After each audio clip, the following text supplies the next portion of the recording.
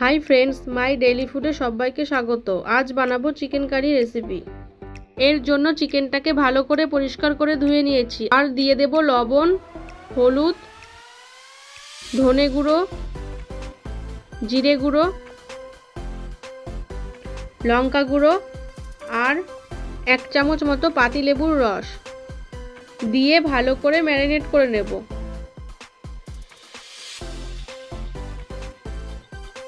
আর অন্য একটি প্লেটে নিয়ে নিয়েছি কিছু পেঁয়াজ কুচি, টমেটো কুচি, আদা, রসুন আর লঙ্কা বাটা। আর এখানে কিছু আলু আমি কেটে রেখেছি। আর নিয়ে নিয়েছি গোটা গরম মশলা বাটা। আর এখানে প্যান বসিয়ে তেল দিয়ে দেব। তেল গরম হয়ে আসলে আলুগুলোকে দিয়ে দেব। সামান্য হলুদ দিয়ে ভালো করে নাড়িয়ে ভেজে নেব।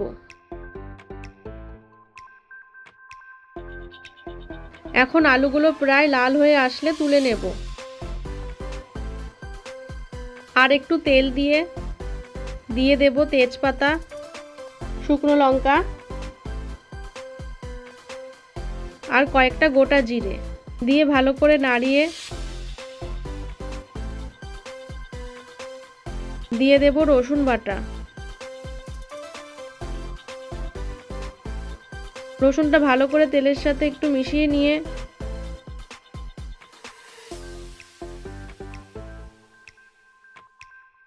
হালকা ভেজে দিয়ে দেব পেঁয়াজ কুচিগুলো।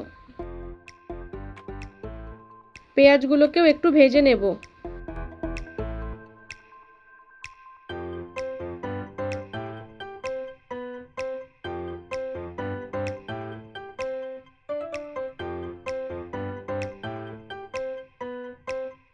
রসুন পেঁয়াজ একসাথে একটু ভাজা হয়ে আসলে এখন দিয়ে দেব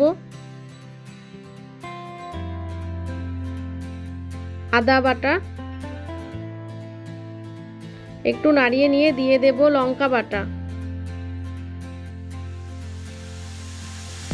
আর দিয়ে দেব 1 টেবিল স্পুন ধনে গুঁড়ো,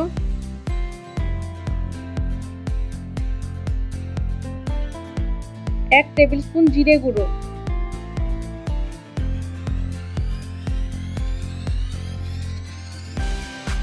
হাফ টেবিল স্পুন লঙ্কা গুঁড়ো। একটু জল দিয়ে মশলাগুলো ভালো করে একসাথে মিশিয়ে নেব।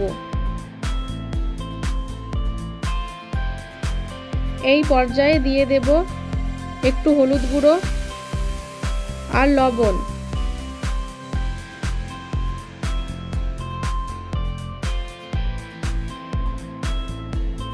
দিয়ে টমেটো কুচিগুলোকে দিয়ে দেব।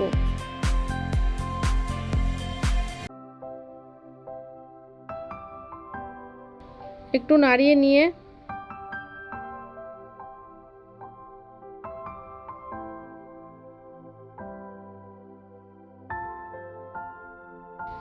ঢেকে দেব। এখন ঢাকনা সরিয়ে তেল ছেড়ে আসলে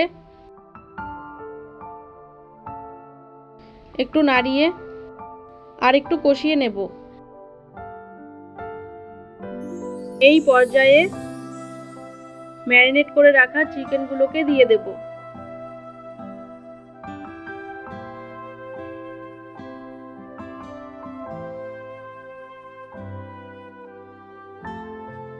ভালো করে মশলার সাথে মিশিয়ে নেব।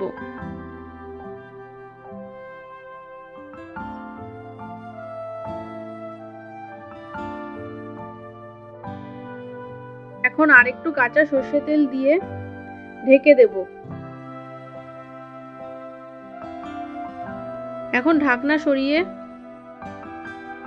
এই পর্যায়ে দিয়ে দেব ভেজে রাখা আলুগুলো।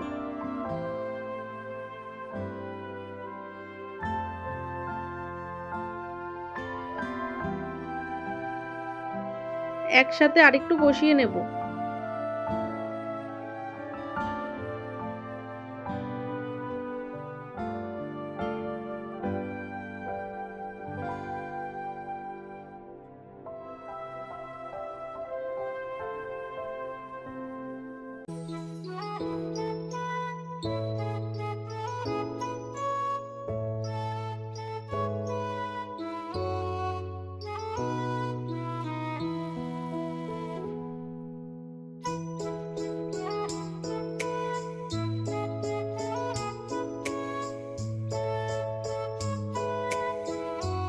ভালো করে কষিয়ে নিয়ে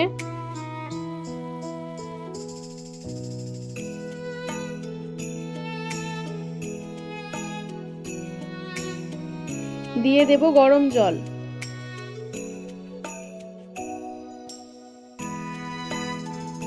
আর একটু ঢাকনা চাপা দিয়ে